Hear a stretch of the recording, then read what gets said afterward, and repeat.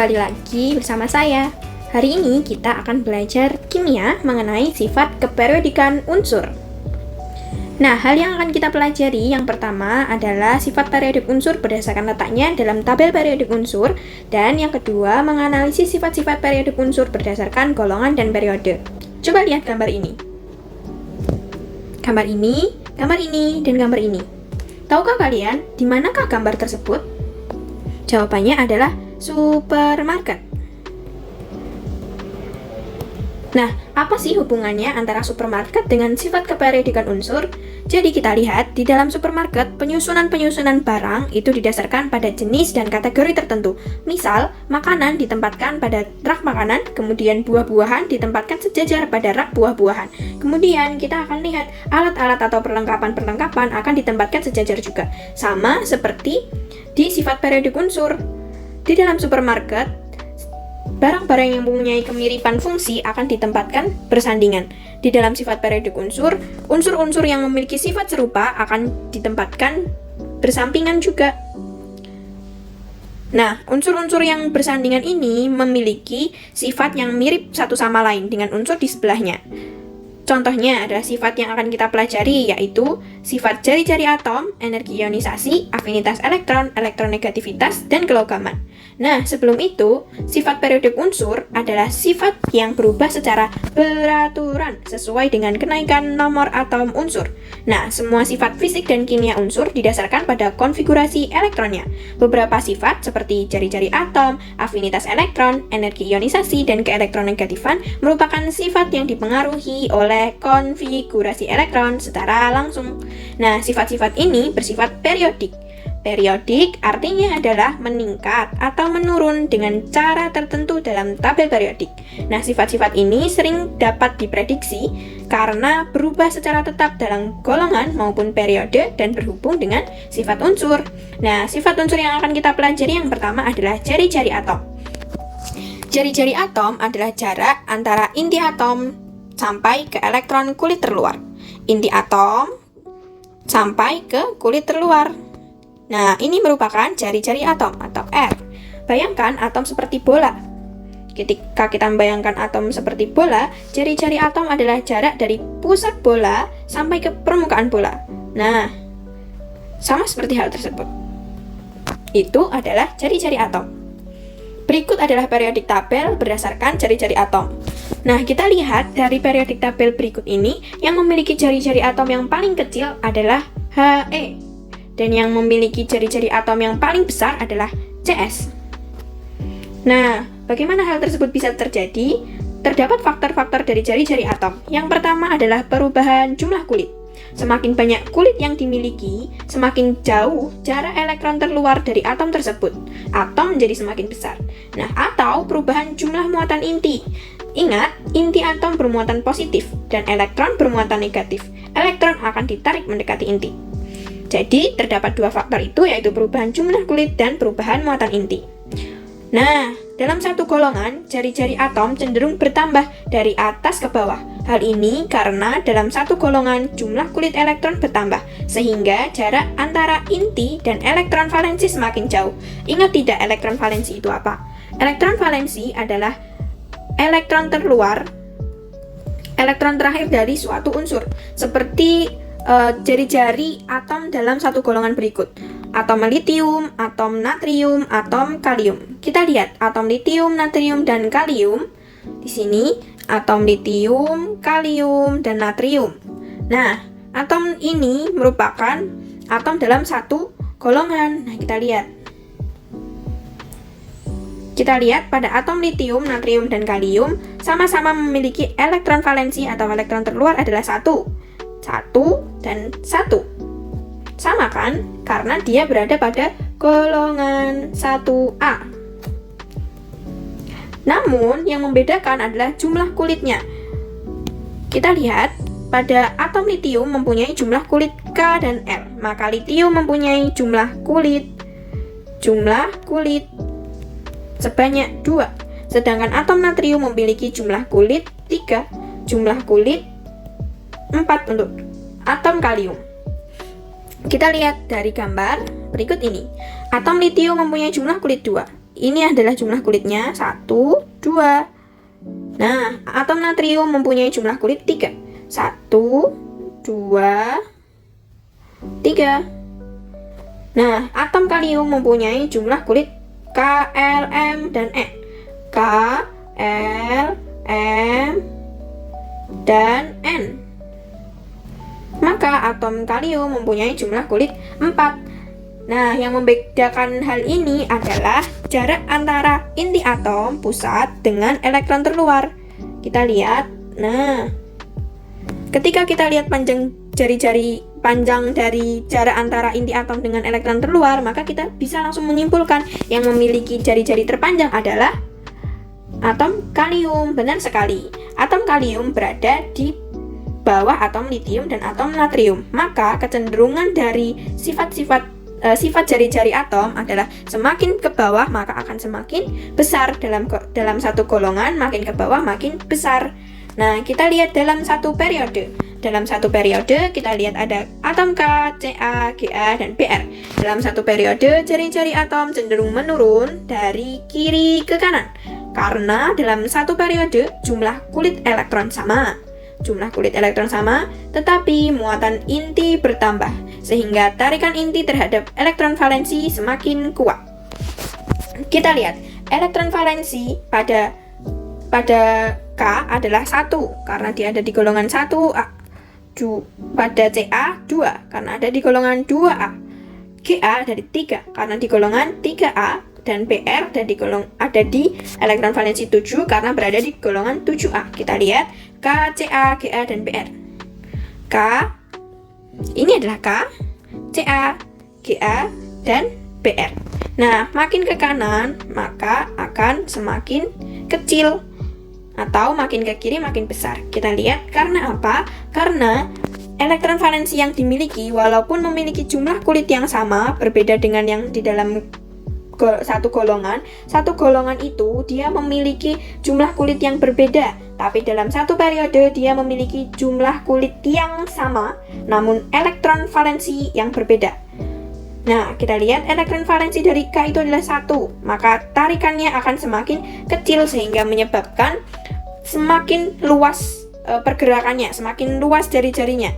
Sedangkan yang Ca itu 2, yang Ga itu ada 3, dan Br ada 7. Nah, gaya tarik-menarik antara inti atom Br dengan elektron terluar akan semakin kuat karena jika kita memisalkan suatu magnet kuat antara utara dan selatan, jika kita dekatkan medan magnet tersebut, maka kekuatannya akan saling berdekatan. Seperti itu. Muatan inti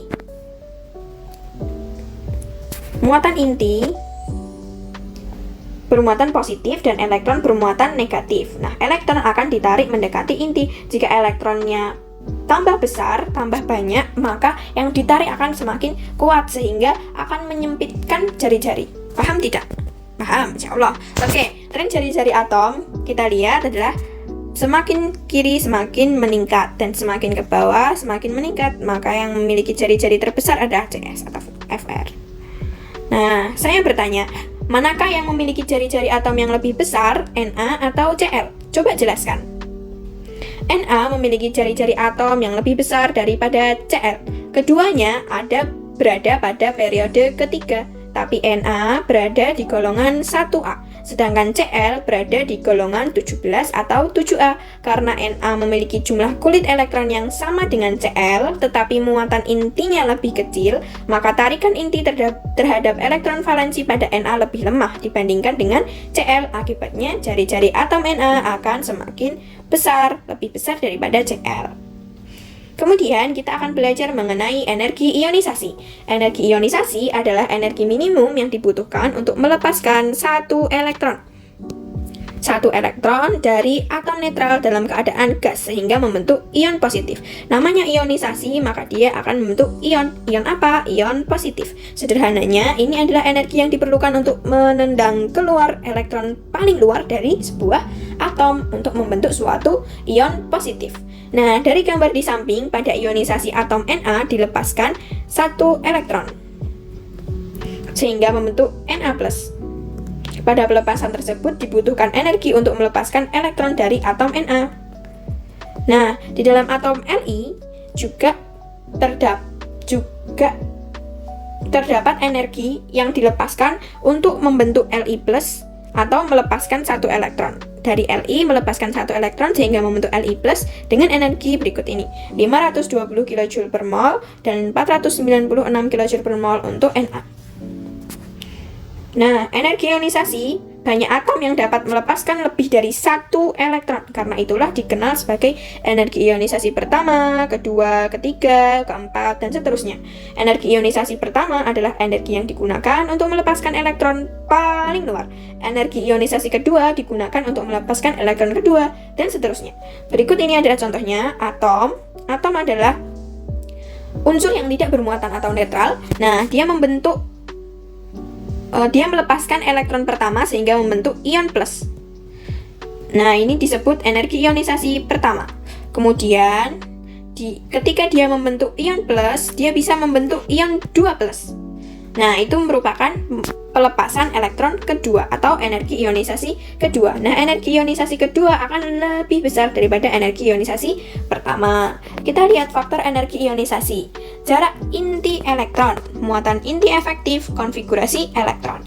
Jarak inti elektron, semakin jauh elektron dari inti, semakin lemah gaya tarik-menarik antara inti dan elektron, sehingga energi ionisasi semakin kecil. Nah, muatan inti efektif, semakin besar muatan inti efektif yang dirasakan oleh elektron valensi, maka semakin kuat gaya tarik-menarik antara inti dan elektron, sehingga energi ionisasi semakin besar. Konfigurasi elektron pada subkulit yang terisi penuh atau setengah penuh memiliki energi ionisasi yang lebih besar dibandingkan dengan elektron pada subkulit yang belum terisi penuh. Nah, tren energi ionisasi dalam satu periode dan dalam satu golongan. Dalam satu periode, energi ionisasi umumnya meningkat dari kiri ke kanan. Hal ini karena dalam satu periode, jumlah kulit elektron sama, tetapi muatan inti bertambah, sehingga gaya tarik inti terhadap elektron valensi semakin kuat. Dalam satu golongan, energi ionisasi umumnya menurun, dari atas ke bawah. Hal ini karena dalam satu golongan, jumlah kulit elektron bertambah, sehingga jarak antara inti dan elektron valensi semakin jauh, dengan gaya tarik inti terhadap elektron valensi semakin lemah. Nah, pada dalam satu periode, dari kiri ke kanan akan semakin meningkat. Dan dalam satu golongan, dari atas ke bawah akan semakin menurun. Atau dalam satu golongan, dari bawah ke atas akan semakin meningkat, sehingga yang terbesar ada di bagian kanan atas. Nah, selanjutnya adalah afinitas elektron. Afinitas elektron adalah energi yang dilepaskan ketika sebuah atom netral menangkap satu elektron, membentuk ion negatif. Jika tadi energi ionisasi adalah energi yang digunakan untuk menendang satu elektronnya sehingga ia membentuk ion positif, afinitas elektron akan cenderung membentuk ion negatif karena dia adalah kekuatan energi yang dilepaskan ketika sebuah atom menangkap satu elektron. Nah, adalah ukuran seberapa senang sebuah atom untuk mendapatkan tambahan elektron. Jika tadi ionisasi kekuatan tendang ketika suatu atom menendang satu elektron, nah afinitas elektron adalah energi ukuran seberapa senang atom untuk mendapatkan tambahan elektron. Seperti contohnya adalah Cl. Cl ini ketika mendapatkan satu elektron dia akan lebih senang karena Cl ini merupakan unsur yang belum stabil, belum memenuhi oktet atau belum memenuhi 8 elektron pada elektron valensinya, sehingga ketika dia mendapatkan satu elektron dia akan senang. Nah, energi yang dilepaskan adalah sebagai berikut, min 349 kJ per mol. Faktor afinitas elektron ada 3, yakni jarak inti elektron, muatan inti efektif, dan konfigurasi elektron. Nah, jarak inti elektron, semakin dekat elektron dengan inti, semakin besar gaya tarik-menarik antara inti dan elektron, sehingga afinitas elektron semakin besar. Muatan inti efektif, semakin besar muatan inti efektif yang dirasakan oleh elektron yang akan ditambahkan, semakin kuat gaya tarik-menarik antara inti dan elektron, sehingga afinitas elektron semakin besar. Konfigurasi elektron, atom-atom yang memiliki konfigurasi elektron stabil seperti gas mulia cenderung memiliki afinitas elektron yang rendah atau bahkan negatif, artinya membutuhkan energi untuk menambahkan elektron. Nah, berikut adalah sistem periodik unsur berdasarkan afinitas elektron atau electron affinity. Kita lihat. F memiliki yang paling besar, 328, 348, 324. Nah, afinitas elektron meskipun sebenarnya tidak terlalu teratur dalam afinitas elektron dalam satu golongan dari atas ke bawah cenderung semakin kecil, sedangkan dalam satu golongan dari kiri ke kanan semakin besar. Kenapa tidak terlalu teratur? Kita bisa lihat pada chart electron affinity ini tidak selamanya sama dengan kecenderungan energi ionisasi ataupun kecenderungan jari-jari atom. Sama seperti F dan Cl dan Br, ini mereka tidak periodik atau tidak berulang karena Cl memiliki elektron affinity yang lebih besar daripada F dan Br memiliki elektron affinity yang lebih kecil daripada F. Nah, manakah yang memiliki afinitas elektron yang lebih besar, Cl ataukah Ar? Jawabannya, Cl memiliki afinitas elektron yang lebih besar daripada Ar. Cl memiliki satu elektron kurang untuk mencapai konfigurasi elektron stabil seperti gas mulia, sehingga ia akan sangat senang untuk menerima satu elektron tambahan. Sebaliknya, Ar ada di golongan 8A. Dia sudah mencapai kestabilan, sehingga tidak tertarik untuk menerima elektron tambahan. Perbedaan dari energi ionisasi dan afinitas elektron adalah prosesnya. Yang pertama, proses dari energi ionisasi adalah melepas elektron, sementara afinitas elektron akan menerima elektron. Nah, tanda energi ionisasi adalah positif atau membutuhkan energi, sedangkan afinitas elektron tandanya negatif, artinya melepaskan energi. Dan tren dalam tabel periodik meningkat dari kiri ke kanan, menurun dari atas ke bawah. Sedangkan afinitas elektron tidak begitu teratur, dan halogen umumnya memiliki afinitas elektron tertinggi. Halogen adalah unsur 7A. Nah, yang selanjutnya adalah elektronegativitas. Elektronegativitas adalah ukuran kemampuan suatu atom untuk menarik elektron dalam suatu ikatan kimia. Sederhananya, ini adalah seberapa kuat suatu atom menarik elektron dari atom lain ketika mereka berikatan. Faktor elektronegativitas ada dua, yaitu muatan inti efektif dan jarak inti elektron. Semakin besar muatan inti elektrik efektif, semakin kuat tarikan inti terhadap elektron, sehingga elektronegativitas semakin tinggi. Sedangkan jarak inti elektron, semakin dekat elektron dengan inti, semakin kuat tarikan inti terhadap elektron, sehingga elektronegativitas akan semakin tinggi. Nah, kita lihat tren elektronegativitas. Umumnya, unsur-unsur dalam satu golongan dari atas ke bawah memiliki elektronegativitas yang semakin kecil, sedangkan dalam satu periode dari kiri ke kanan akan semakin besar. Manakah yang memiliki elektronegativitas lebih besar, F atau Na? Jelaskan. Nah, F memiliki elektronegativitas yang jauh lebih besar daripada Na. F berada di ujung kanan atas dalam tabel periodik, sedangkan Na berada di ujung kiri atas. F memiliki muatan inti efektif yang jauh lebih besar daripada Na, sehingga tarikan inti terhadap elektron pada F jauh lebih kuat. Akibatnya, F memiliki elektronegativitas yang jauh lebih tinggi. Yang selanjutnya adalah sifat kelogaman. Sifat kelogaman adalah kumpulan karakteristik khas yang dimiliki oleh unsur-unsur logam. Unsur-unsur ini menempati sebagian besar tabel periodik dan memiliki peran penting dalam kehidupan sehari-hari. Sifat kelogaman atau kita biasa sebut dengan sifat kebahasaan. Yang selanjutnya, sifat kimia logam adalah mudah melepaskan elektron. Artinya logam cenderung kehilangan elektron valensinya untuk membentuk ion positif atau kation, atau membentuk basa. Oksida logam umumnya bersifat basa, merupakan agen reproduksi. Logam dapat memberikan elektron kepada zat lain sehingga bertindak sebagai agen reduksi. Nah, berikut adalah faktor yang mempengaruhi sifat kelogaman. Yang pertama ada konfigurasi elektron. Jumlah elektron valensi dan susunannya dalam kulit atom sangat mempengaruhi sifat logam. Jari-jari atom, semakin besar jari-jari atom, semakin mudah logam melepaskan elektron. Dan energi ionisasi. Semakin rendah energi ionisasi, semakin mudah logam melepaskan elektron. Kita lihat contoh-contoh logam yang ada di tabel periodik. Yang pertama ada besi atau Fe. Besi digunakan dalam konstruksi, peralatan rumah tangga, dan kendaraan. Aluminium atau Al. Al ringan dan kuat, digunakan dalam industri penerbangan, kemasan, dan bangunan. Kemudian ada tembaga. Konduktor listrik yang baik digunakan dalam kabel listrik dan komponen elektronik. Tembaga atau Cu. Emas atau Au. Emas tahan terhadap korupsi, digunakan sebagai perhiasan dan mata uang. Perak merupakan konduktor panas dan listrik yang sangat baik, digunakan dalam peralatan elektronik dan fotografi atau Ag. Nah, berikut ini adalah tren sifat kelogaman. Kita lihat dari tabel SPU yang saya berikan, ada yang berwarna silver merupakan metal atau logam. Yang berwarna hijau atau kehijauan merupakan metaloid, dan yang berwarna keemasan merupakan non-metal. Non-metal atau non-logam. Nah, metaloid atau semi-logam, metal, logam. Berikut adalah gambarannya. Cenderung meningkat dari kanan ke kiri. Semakin ke kiri dalam satu periode, sifat logam semakin kuat. Semakin ke kiri, semakin kuat. Meningkat dari atas ke bawah. Semakin ke bawah, maka sifat logam semakin kuat.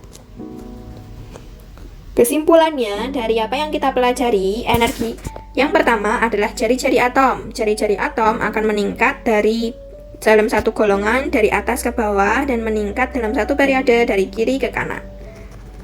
Nah, kemudian ada juga afinitas elektron. Afinitas elektron akan meningkat dari kiri ke kanan dan meningkat dari atas ke bawah. Nah, yang selanjutnya adalah energi ionisasi. Energi ionisasi sama dengan afinitas elektron akan meningkat dari atas ke bawah, dari kiri ke kanan dan atas ke bawah. Sedangkan karakter non-logam dan sebagai yang berada di bagian kanan tabel SPU dan karakter logam yang berada di sebelah kiri kan tabel SPU. Terima kasih atas perhatiannya.